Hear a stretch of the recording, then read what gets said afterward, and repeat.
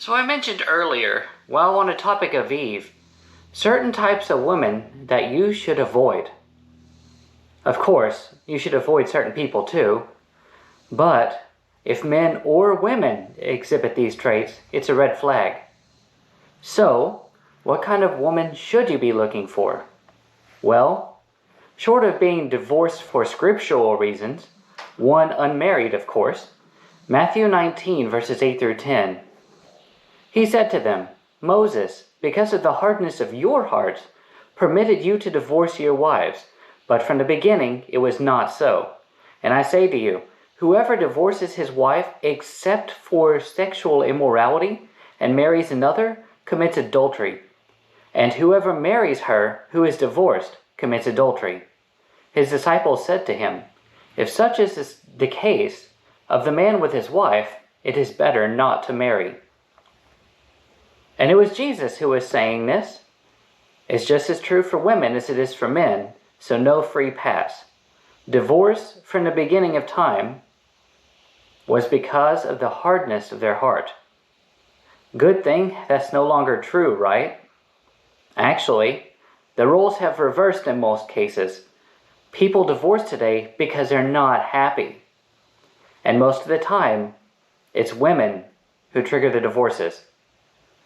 But maybe they're not religious, and is becoming more and more the case. What secular reasoning would there be to avoid adultery? Well, the success rate of your marriage. According to the National Survey of Family Growth, if she has 0 partners, as of 2010, the chances of your marriage lasting past 5 years is 95%.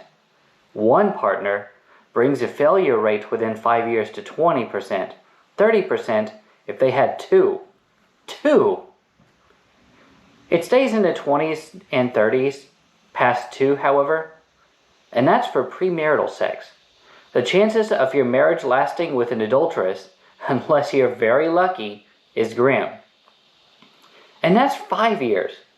The 7-inch is much sadder. Then you have the 10 years.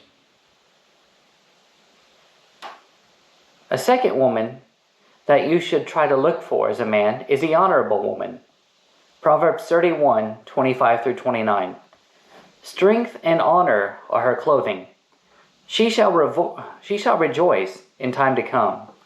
She opens her mouth with wisdom, and on her tongue is a law of kindness.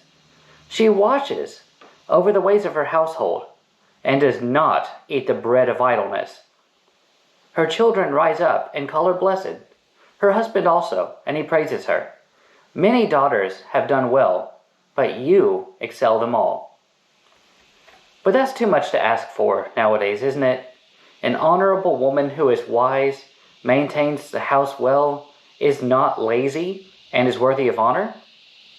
Some women today are proud that they don't know how to cook. They just sit on social media all day pretending to have a life and are intentionally obnoxious and abrasive. But it's better to live in the wilderness than with a contentious and angry woman. Avoid, avoid, avoid men. Avoid them. It's like the meme with a woman in a wedding dress eating cake saying, "Now I can get fat." Find a woman who will bring honor and dignity to your home, one that aligns with your values, and that you know is a helpmeet for you just as God planned it from the beginning. If you can't, don't get married. I could go on, and I will later, but men, respect yourselves. Don't settle for these kinds of women. Work on yourself to be worthy of a woman worth marrying. If she doesn't exist, or if you can't find her, fine. You're still growing and being a better man every day. That's enough for me, and that should be enough for you too.